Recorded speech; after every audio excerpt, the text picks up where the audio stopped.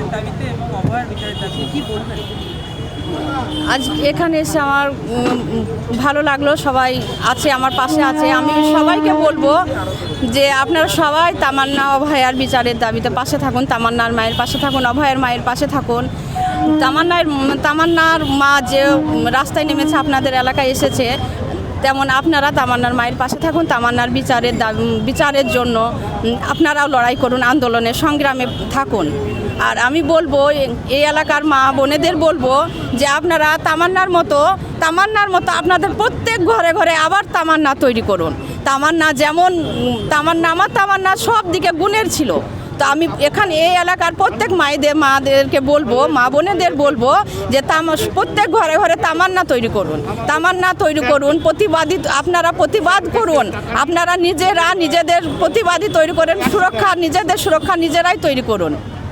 দিদি, এই যে দেখা যাচ্ছে যে তামান্নার হত্যার পরে আপনাকে টাকা দিতে গেছিল হামিদুর রহমান, কি বলবেন এই বিষয়টা নিয়ে? মানুষের জীবনের দাম কি টাকা দিয়ে কেনা যায়? ওই টাকা দেওয়াটা আমাদের রাজ্যের রানীর টাকা দেওয়া একটা অভ্যাস। টাকা দেওয়া মানে আমাদের রাজ্যের রানীর এটাই শিক্ষা যে মেরে দেওয়ার পরে ভোট করে নাও, তারপরে টাকা দিয়ে দাও, টাকা দিয়ে মুখ বন্ধ করে দাও। কিন্তু আমাদের রাজ্যের রানী জানে না যে সব কিছু টাকা দিয়ে পাওয়া যায় না, টাকা দিয়ে মুখ বন্ধ করা যায় না।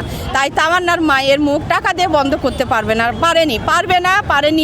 টাকা দিয়ে মেরে হুমকি দিয়ে অনেক হুমকি, গতকালও অনেক হুমকি দেওয়া হয়েছে। তামান্নার আব্বুকে হুমকি দেওয়া হয়েছে। তামান্নার আব্বুকে সামনাসামনি বলেছে যে মেরে ঘরে ভর। তাও আবার বলেছে আমার গ্রামে ক্যাম্পের সামনে, যে আমার গ্রামে ক্যাম্প করেছে, মোলান্দি ক্যাম্প করেছে, আমার মোলান্দি নাকি সেফটি রাখার জন্য ক্যাম্প করেছে।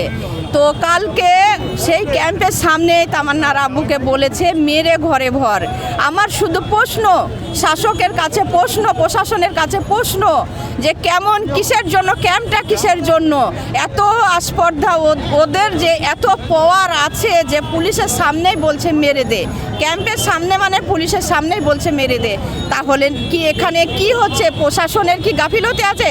প্রশাসন কি ঠিকভাবে ডিউটি করছে না? প্রশাসন কি ওদেরকে পাওয়ার দিয়ে রেখেছে যে হুমকি দিয়ে যাতে পেছানো যায়? দিদি, অভয়ার তো এখনো বিচার পায়নি, 1 বছর হয়ে গেল। অভয়ার বাবার বিরুদ্ধে আদালতে মামলা করছে তৃণমূল নেতা কুণাল ঘোষ, এবং সেদিনকার দেখেছিলেন আপনিও হসপিটালে অভয়ার মাকে দেখতে গেছিলেন, তার মায়ের হাতের শাখা পর্যন্ত ভেঙে দেওয়া হয়েছিল। এই বিষয়টা কিভাবে দেখছেন আপনি? ওনাকে মেরে তো হুমকি দেওয়া হয়েছিল, মেরে হসপিটালে ভর্তি করা হয়েছিল ভয় পাওয়ার জন্য। উনি একটা সাধারণ মানুষ, যেমন তামান্নার মা সাধারণ, তেমন অভয়ার মা বাবা সাধারণ। তাই ওনাকে যাতে মেয়ের বিচারের দাবিতে না রাস্তায় রাস্তায় ঘুরে, না আন্দোলন ঘুরে, ওই জন্য ওনাদেরকে কন্ট্রোল করার জন্যই আজকে মামলা দেওয়া হয়েছে। ওর কন্যাকে ফিরে মেরে দিয়েছে, অভয়াকে মেরে দিয়েছে, তারপরে অভয়া বাবাকে করেছে, কেস দিচ্ছে, যাতে ওরাও বার হতে না পারে, আন্দোলনে সামিল না হতে পারে। আপনার আমার নাম সাবিনা ইয়াসমিন শেখ, তামান্নার আমি তামান্নার মা।